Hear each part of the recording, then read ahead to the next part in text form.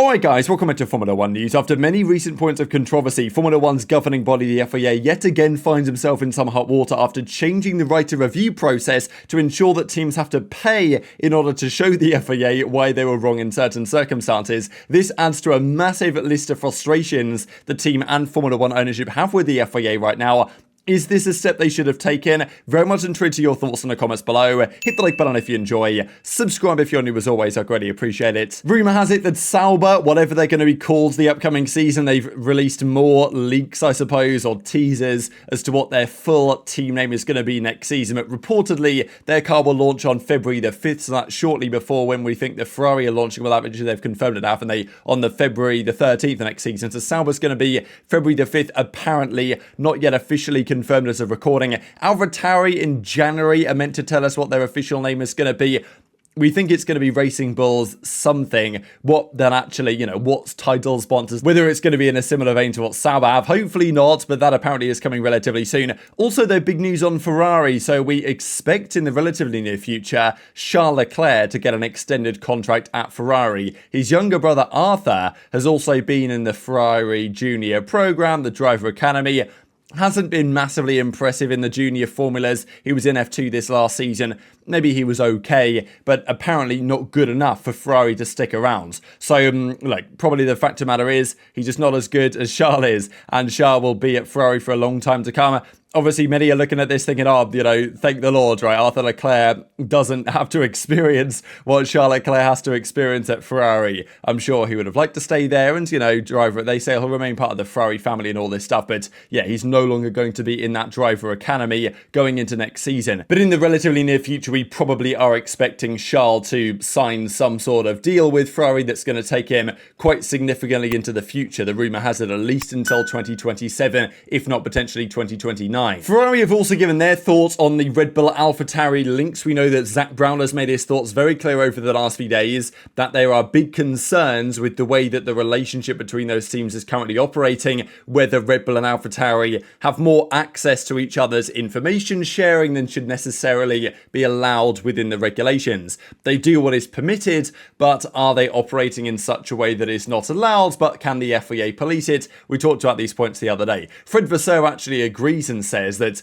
he doesn't think it's right the way that Red Bull and AlphaTauri are operating. Now, sure, as I say, it's kind of allowed in the rules. They're allowed to own two teams and all this stuff. Maybe, though, that should be changed, and I'm sure some of the teams would be happy to see that be the case. Of course, Red Bull would object, but some teams are definitely unhappy about the trajectory of this at the moment, including, rumours like this that AlphaTauri have basically said, we should have taken Red Bull's full suspension last year. We didn't.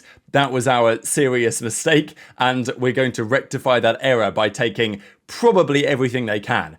There's a big list of transferable components for next season, well, for every season. AlphaTauri haven't taken as many of them as they could do. Haas basically take everything from Ferrari. AlphaTauri will probably take basically everything from Red Bull going forwards.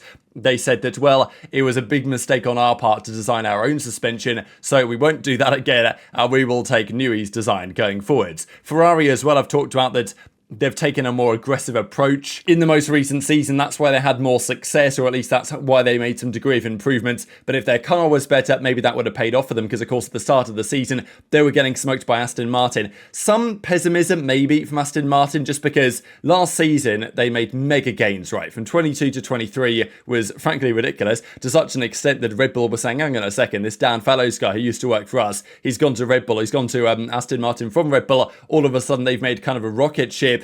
Is there something going on there? Now, over the season, their development wasn't as good. They made some mistakes with their car. I think it was even Canada. Yes, they got second in Canada, right, with Alonso, but apparently the upgrade they brought that weekend's didn't really deliver the performance they were hoping at other circuits. So they then had to kind of go back on themselves. And last season, let's not forget, in the off-season, they were talking big about next year's car. The AMR23, they were saying it was going to be a rocket ship, and they were changing 95% of it. We're going to be competitive. Turns out they were bang on the money. This year, though, Mike Cracker's saying, well, we don't expect the same gains as before, so, hold your horses maybe in terms of their aims for the upcoming season. Now, as I've been bringing you guys through the last few days, race fans have come up with their 5th and 4th on their driver rankings for the season. Now, to be honest, I think that Hamilton, Leclerc, Norris and Alonso, you can probably put them in any order between 2nd and 5th. But I can't help but feel the reasons why race fans might have put Hamilton 5th is just, to stir a bit of talking points. Because, I think Hamilton 5th is...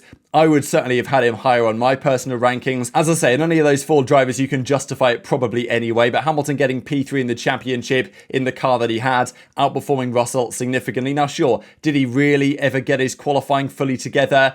Not necessarily. He had a pretty weak final few races of the season as well compared to what he normally does. So I think there's a bit of recency bias in the way that this has been laid out, because Leclerc is 4th, which I think is, you can certainly justify this, but I think it's interesting that to me, Sainz was closer to Leclerc this season than Russell was to Hamilton, but yet Russell is ahead of Sainz on their list and Leclerc is ahead of Hamilton, which I don't think really makes that much sense. So I think if you're going to do one, you probably can't necessarily do the other. Leclerc was great though, especially towards the end of the season, but I think a bit of recency bias in these rankings, because for a period in the season, Leclerc was losing to Sainz every week. And sure, that was because the car update didn't favour him and all this stuff. And from Japan, it was much better. But it's always difficult to say. I'm guessing Norris is going to be 3rd, probably Alonso 2nd. And of course, we know the number 1 driver of the season. But even then, I think Norris is being, if Norris is 3rd or even 2nd, sure, Norris had a great season. But, plenty of mistakes I think he made in qualifying towards the end of the year that scuppered potential chances for him to even go on to win races with a car that was, it was capable of winning races, but it kind of required Verstappen to make mistakes at times, which basically never happened. So anyway, that's the 5th and 4th there. Definitely a lot of talking points about that today. But the big drama really is around the FIA. So they've been in so much controversy lately. We know full well why. The big one in the last couple of weeks really was the Toto Wolff, Susie Wolff investigation that went down when the FIA said that they were looking into compliance violations. Then all the teams responded to say, why are you doing that? We didn't tell you to type thing. And it's this whole vigilante justice thing from, Mohammed Ben Sulayem apparently, and his position as president of the FIA seems more a threat now than it has basically ever been since he stepped into that role. Now, there's many other reasons why the FIA have been at odds with Formula One, the teams and the management group over the last couple of months. This is just, though, one further example as to why there's so many frustrations. So when a decision is made on various things, or even if the decision is not made, but yet the teams believe that something should have been done, let's say Austin Grand Prix this year, there were numerous track limits violations at turn 6. I think it was Haas that came through and said, all right, well, have a look at all these, and if you actually policed them properly, then there would be lots of penalties in store. So they issued a right of review process to the FIA, and usually the FIA say, we ain't going to even look at it because you didn't bring us new evidence that we didn't already have. So that's usually what the FIA say, and if they make a bad decision, they'll say, well, unlucky guys, even if you might be right, you're not bringing us any new information that we didn't have at the time, and therefore we're not even going to look at your complaint. That's usually what happens. Now, the FIA have now said on top of that, basically just to discourage it, right? I mean, they are clearly incentivizing people not to bother doing a right of review. I guess unless they're convinced that they are correct, but I don't think that that would stop the teams doing these rights of reviews. It just seems like the FIA effectively are charging teams to, tell them that you were wrong on this, just for the FIA to throw it down anyway and take the deposit fee. So these are the changes they've implemented as they want teams to think twice about pursuing reviews, which is a very interesting thing to say when I think it's relatively rare that a team will pursue a review for the sake of it. I think most reviews, they have a reason. Of course, the team wants them something to benefit themselves, but often they have a valid argument maybe that it's probably in the best interest of the sport if that argument is held and at least discussed. Usually the FIA say, no new info, we're not even going to listen basically. So now they're saying, we're not even going to do that anymore. Just don't review anything in the first place. Please just don't bother us, and whatever we say goes, basically, is what they're trying to say here, because they talk about it a lot, the track limits. Well, we don't have the time to do that. They said the same thing about when they banned or they disqualified Hamilton and Leclerc from the US Grand Prix. They were like, well, we would like to test all the flaws for potential violations, but we don't have the time because, everything's getting shipped back. So we just check the ones that we think might potentially be problematic. So Russell and Sainz in that US Grand Prix quite possibly their cars were illegal. And even Hamilton said it at the next Grand Prix. It was like, yeah, some cars were illegal that weren't checked. But the FIA were like, well, we just check the ones that we have time to check type thing. So, the teams aren't very happy about this. And in basically every single facet of Formula One, even in the whole Zach Brown, AlphaTauri, Red Bull thing, we've got people saying, are the FIA really doing their jobs right? Is the cost cap policed properly? Are these potential violations, compliance violations, whatever you want to say, policed properly? And are even the actual regulations or the rules at the Grand Prix weekends policed properly? And when you try and request a review, the FIA now saying, actually, well, we'd prefer you didn't. So instead of a 14-day period to bring a right of review, that's now knocked down to 96 hours, which is still quite considerable. But, so 96 hours from the end of the competition to bring a petition for review. So that's probably not the biggest deal, really. But the thing that's really getting a lot of talks about this is that this request must be accompanied by a deposit. Now, we don't know what this deposit is, how much the teams are going to have to pay, but just the idea there's a deposit. It might be a few grand, it might be, 10 grand. I don't know what they're going to make them pay, but there's going to be some sort of deposit. It's like when you let's say you have an exam at school or something and you try and get it remarked for whatever reason, and I think you have to pay to get it done. But if they actually do put you a grade up, then you don't have to pay that, basically. So it's kind of that idea. So the deposit is only returns if the right of review is upheld. So I guess they don't technically have to win the overturning in order to get their money back, but it's more like, if the FIA just throw out the case, which is mostly what they do, then you won't get your money back. So, and then they say, unless fairness requires otherwise. So it's just one of these things. In addition to this, you guys probably remember from a couple of months ago now, maybe it was a month or so ago, when they've increased the potential fine. So right now, well, at least the most recent season, the most they can fine a driver is 250,000 euros, which is rather considerable. Let's be honest here, right? That's a pretty considerable fine and even when Hamilton crossed the track, was he fined 50,000 euros? So it's like, I don't know what you'd have to do to get fined 250,000 euros anyway, but they've now increased this to 1 million euros in Formula One. So, what is going to require a 1 million euro fine? Is this one of these things that the driver said, why? What are you cooking? You know what I mean? Like, what are you trying to achieve here by increasing the cap to such an extent?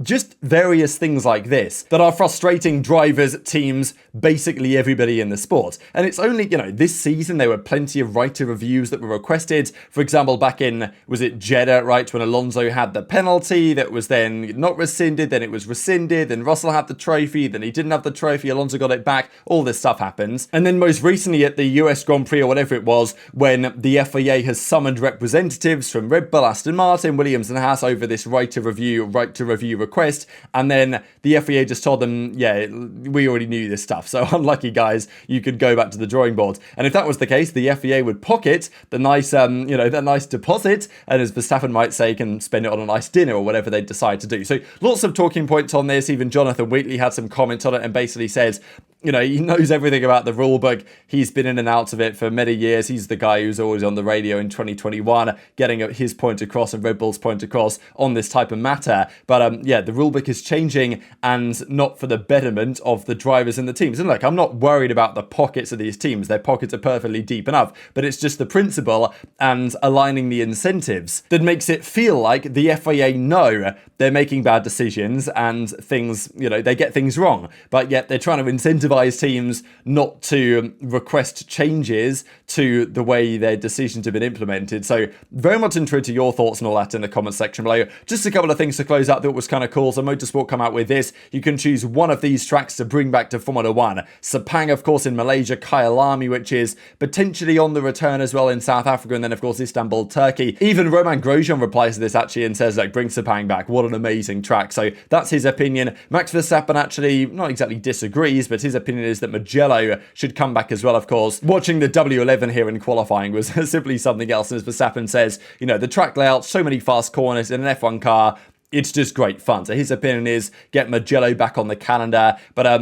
whether that's going to happen is kind of unclear, especially when apparently Stefano Domenicali said, look guys, this is look to Imola and Monza, obviously Italian tracks already, saying we want you guys to step up your facilities if you want to keep your contract, basically, which is one of the things that Formula One like to do at the moment. But and that's not even the FIA, right? That's just Formula One management. So Of course, there's questionable decisions on every side of the discussion, but we're seeing a lot of it kind of spill over lately. And you can totally understand some of the frustration. Just before we close out, I thought this was kind of cool. Most wins in Formula 1 by nation. The UK, of course, way ahead. Then Germany with the likes of Schumacher and Vettel. Brazil with 101. Then France. Finland, though, is about to get overtaken by the Netherlands, of course, and basically Max Verstappen. So that's kind of a big scalp, really, for Finland as such, great motorsport heritage to drop down to P6 on these rankings, which is probably going to happen relatively shortly into next season, depending how things go. Then, of course, Italy, Australia, right, with, the likes of Brabham. And even kind of interesting to see Argentina still on here, because